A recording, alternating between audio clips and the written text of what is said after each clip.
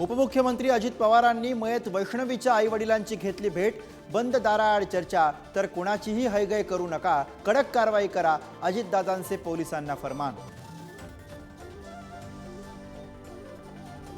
वैष्णवीचं सासरा राजेंद्र आणि दीर सुशील हगवणेला 28 मे पर्यंत पोलीस कोठडी, तर हुंडा म्हणून दिलेले पैसे परत घेणार, वकिलांची माहिती।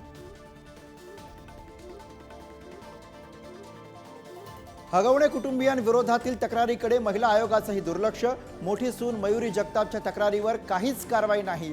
तक्रारीची दखल घेतली असती तर वैष्णवी जिवंत असती, मयुरी जगतापची प्रतिक्रिया। कसपटे कुटुंबियांना धमकावणाऱ्या निलेश चव्हाणचे विकृत कारनामे उघड।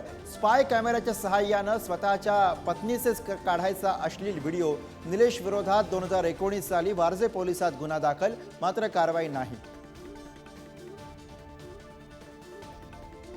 गरज पडल्यास सुप्रीम कोर्टात जाऊ, पण अलमट्टी धरणाची उंची वाढू देणार नाही, मुख्यमंत्री देवेंद्र फडणवीसांची ग्वाही।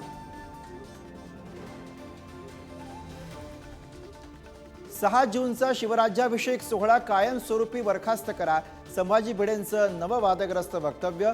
रायगडावरील वाघ्या कुत्र्याचा पुतळा हटवण्यासही विरोध, तर भिडेंच्या तोंडाला काळं फाकण्याचा संभाजी ब्रिगेडचा इशारा।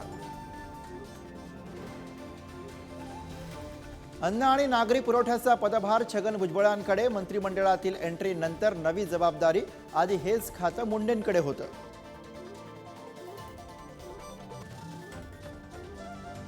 टीव्हीवरील आवडतं चॅनल पाहण्याच्या वादातून 10 वर्षाच्या मुलीची आत्महत्या, गडचिरोलीच्या बोडेना गावामधील हृदय पिळवटून टाकणारी घटना।